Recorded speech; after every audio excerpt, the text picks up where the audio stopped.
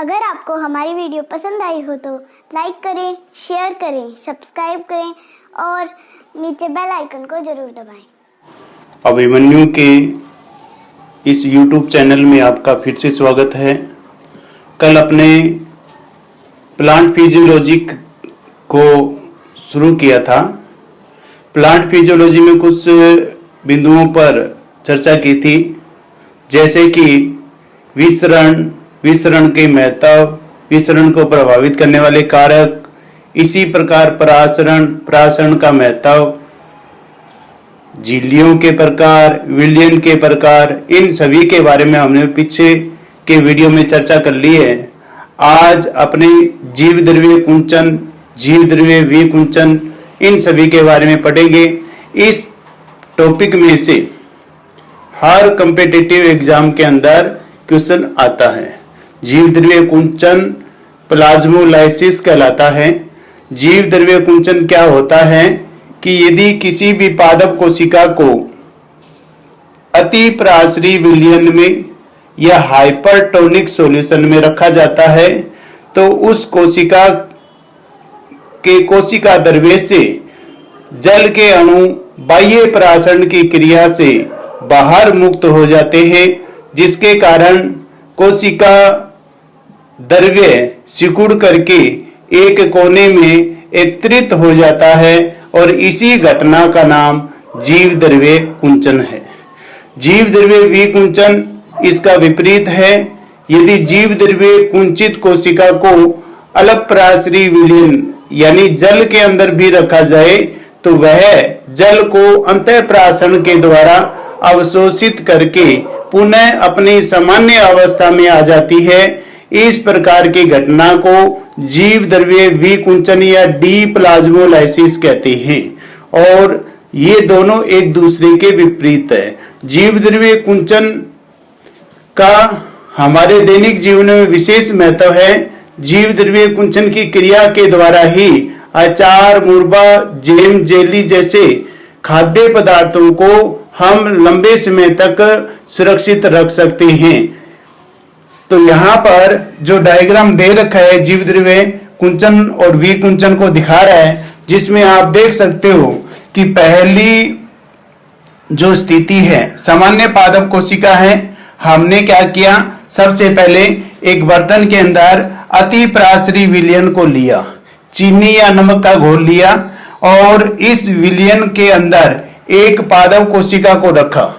जब ये कोशिका सामान्य अवस्था में थी तो इसकी आकृति ऐसी थी और पादप कोशिका लंबे समय तक इसके अंदर रहती है। तो पादप कोशिका का जीव द्रव्य सिकुड़ करके एक कोने में इकट्ठा हो गए। ये देखो दूसरा डायग्राम, इसके अंदर एक कोने में इकट्ठा हो चुका है और यहाँ पर जीव द्रव्य यहाँ पर एकत्रित हो चुका है। कोशिका भित्ति और कोशिका झिल्ली के बीच में अवकाश हो गया और ये कोशिका झिल्ली और कोशिका भित्ति के बीच में जो ये अवकाश है, इस अवकाश के अंदर अति प्रासरी जो विलयन हमने जो भरा है वो अति प्रासरी विलयन आ जाता है। प्रश्न आता है यहाँ पर कि जब जीव द्रव्य कुंचन हो जाता है तो जीव द्रव्य कुंचन होने के बाद कोशिका भित्ति और कोशिका झिल्ली के बीच में जो अवकाश बनता है उस अवकाश में कौन सा द्रव भरा रहता है, तो वो अति प्रासरी द्रव भर जाता है, क्योंकि कोशिका भित्ति और कोशिका झिल्ली एक दूसरे से दूर हो जाती है और इनके बीच में अवकाश आ जाता है और उस अवकाश में बाहर से अति प्रासरी विलयन आकर के भर जाता है। जब इस जीव द्रव्य कुंचित कोशिका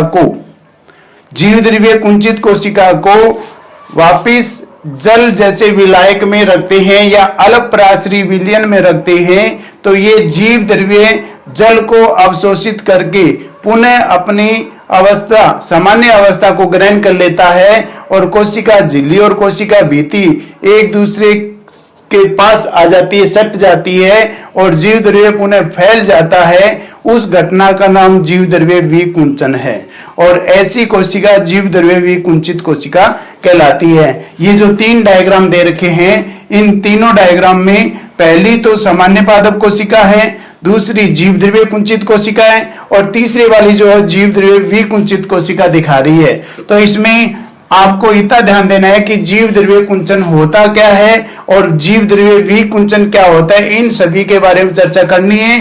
तो तीनों के तीनों डायग्राम महत्वपूर्ण है। सबसे पहले जीव द्रव्य कुंचन की परिभाषा लिखेंगे। जीव द्रव्य कुंचन को प्लाज्मोलाइसिस कहते हैं। प्लाज्मोलाइसिस कहते हैं क्योंकि इसमें से जीव द्रव्य में से विलायक के अणु बाहर मुक्त होते हैं, लाइसिस की घटना होती है, इसलिए इसको प्लाज्मोलाइसिस कहते हैं। तो लिखते हैं, जब किसी पादप कोशिका को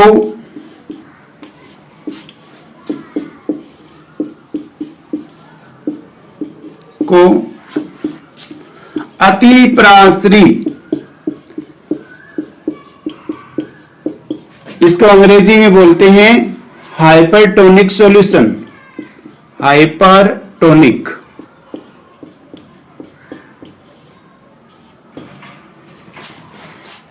विलियन में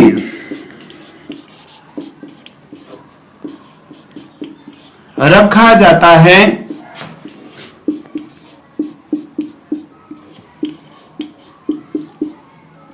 तो इस कोशिका का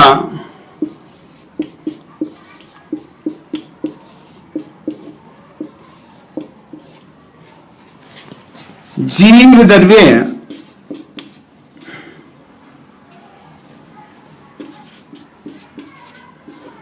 सिकुड़कर एक कोने में एकत्रित हो जाता है,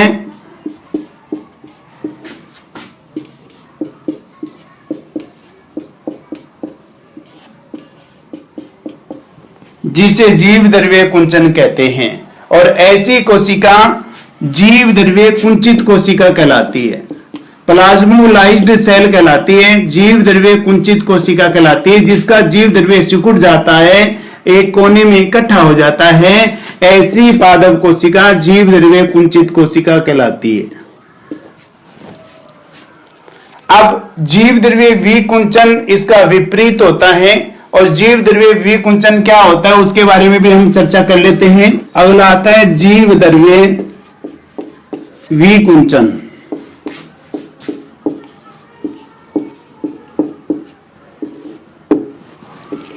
जीव द्रव्य विकुंचन को डीप्लाज्मोलाइसिस कहते हैं।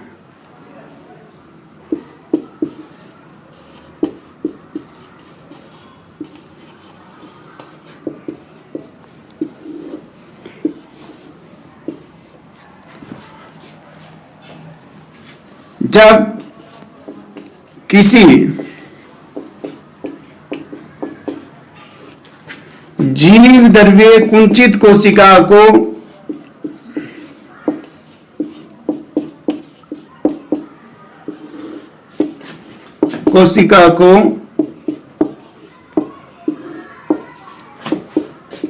अल्पप्रासरी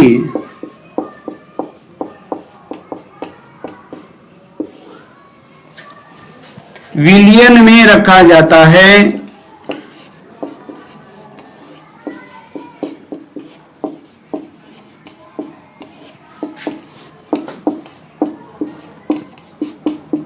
तो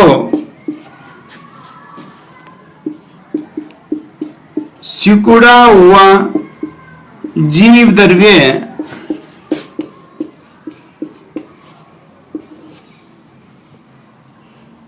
विलायक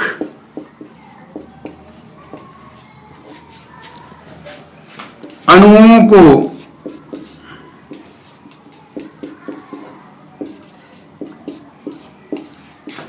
अवशोषित करके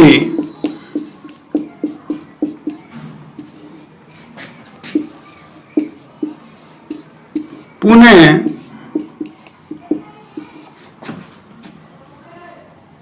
फैल जाता है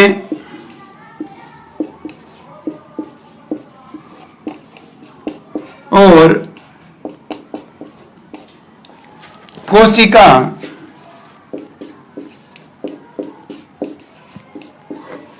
अपने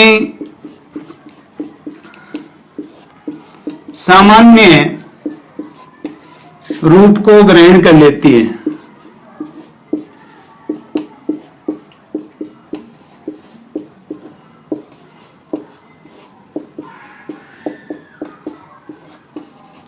यह घटना जीव द्रव्य विकुंचन कहलाती है और इस कोशिका को जीव द्रव्य विकुंचित कहते हैं। यहां पर यह ध्यान देने योग्य बात है कि यहां पर अल्पपराश्रयी विलयन काम में लेते हैं, जबकि जीव द्रव्य कुंचन की क्रिया में अति प्राश्रयी विलयन काम में आता है। इसको हाइपरटोनिक सॉल्यूशन कहते हैं, इसको हाइपोटोनिक सॉल्यूशन कहते हैं। फर्क इतना ही है, लेकिन जीव द्रव्य कुंचन का हमारे जीवन में ये महत्व है कि हम अचार मुरब्बे जैसे खाद्य पदार्थ हैं उनको लंबे समय तक सूक्ष्म जीवाणुओं से, बैक्टीरिया से सुरक्षित रख सकते हैं। उसके अंदर हम नमक या चीनी का घोल बना करके डाल करके उसको सुरक्षित रख सकते हैं। उस घटना में जीव द्रव्य कुंचन की क्रिया होती है और सूक्ष्म कोशिकाएं, सूक्ष्म जीवाणु कोशिकाएं जीव द्रव्य कुंचित होकर के नष्ट हो जाती हैं, जिससे अचार मुरब्बा खराब होने से बच जाते हैं। अगला टॉपिक आता है अंतःशोषण। अंतःशोषण को इम्बिशन कहते हैं।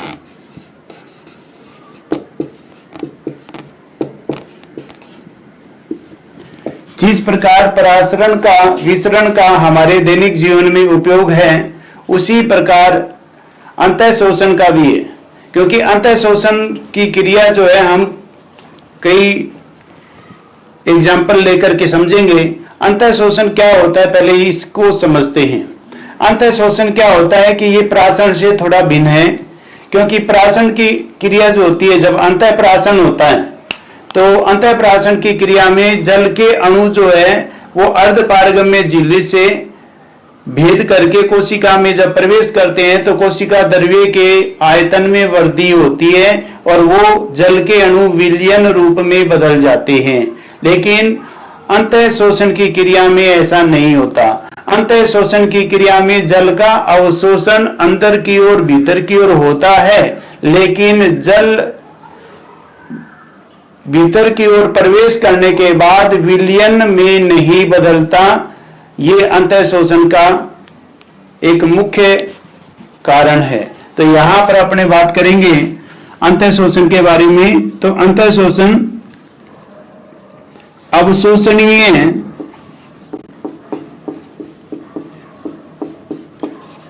सतह के द्वारा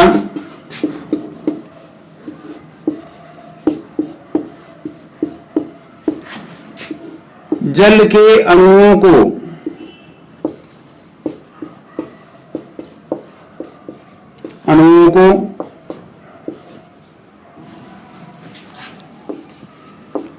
भीतर की ओर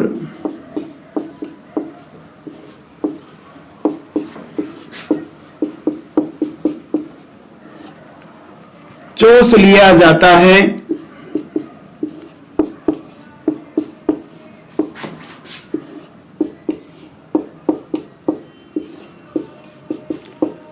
लेकिन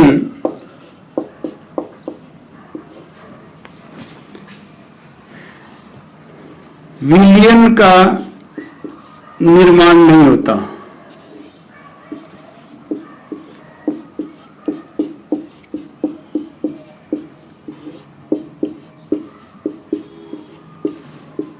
इसी घटना को हम अंतःशोषण कहते हैं, क्योंकि अंतःशोषण की क्रिया जो होती है उसमें जल का प्रवेश भीतर की ओर होता जरूर है, लेकिन जल जो है वो अवशोषणीय सतह के द्वारा अवशोषित होने के बाद विलयन अवस्था में नहीं बदलता। अवशोषणीय सतह जल को अवशोषित करके फूल जाती है और अवशोषणीय सतह के द्वारा अंतःशोषण दाब उत्पन्न किया जाता है और उस अंतःशोषण दाब का महत्व है। इसको अंग्रेजी में इम्बिशन प्रेशर कहते हैं, आईपी के द्वारा व्यक्त करते हैं। और जैसे आप सामान्य जीवन में देखते हो कि जब बीजों को पानी में भिगोया जाता है, बीज को बोने से पहले पानी में जब भिगोते हैं तो बीज अंकुरण के योग्य हो जाते हैं, तैयार हो जाते हैं, लेकिन उन बीजों में पानी को अंदर की ओर ग्रहण करने की जो क्रिया है वो अंतः शोषण का ही उदाहरण है। इसी प्रकार लकड़ी के बुरादे को यदि पानी से भिगोया जाए तो लकड़ी के बुरादे भी पानी को भीतर की ओर अवशोषित करके फूल जाते हैं, वो भी अंतः शोषण का उदाहरण है। वर्षा ऋतु के समय लकड़ी के बने हुए दरवाजे, खिड़कियां वर्षा जल को ग्रहण करके फूल जाती है, टेढ़े मेढ़े हो जाते हैं, जिसके कारण कठिनाई से बंद होते हैं, वो भी अंतः शोषण के कारण होता है। इसी प्रकार बड़े बड़े पहाड़ चट्टानों को टुकड़ों में तोड़ने के लिए चट्टानों के अंदर दरार उत्पन्न करके लकड़ी के गुटके ठोक दिए जाते हैं और लकड़ी के गुटकों के ऊपर लगातार पानी प्रवाहित किया जाता है, जिसके कारण चट्टानों के ऊपर अंतः शोषण दाब उत्पन्न होता है और अंतः शोषण दाब के कारण चट्टान छोटे छोटे टुकड़ों में टूट जाती है। इसलिए अंतः शोषण का भी अपना महत्व है। तो अंतः शोषण वह जैव भौतिक प्रक्रिया जिसमें जल के अणु भीतर की ओर अवशोषित तो हो जाते हैं, लेकिन जल भीतर प्रवेश करके विलयन रूप में नहीं बदलता। इस घटना को अंतः शोषण या इम्बिशन प्रेशर कहते हैं। जैसे चने वगैरह चने हैं, उनको अगर पानी में भिगोते हैं तो वो फूल जाते हैं, लेकिन जब उसको खोल के देखा जाए तो उसमें जल नहीं मिलेगा, क्योंकि जल का अवशोषण हो गया, न कि जल का प्राशन हुआ है। तो अंतः शोषण और प्राशन में ये भिन्नता है कि जल का प्रवेश भीतर की ओर जरूर होता है, लेकिन जल विलयन रूप में नहीं बदलता।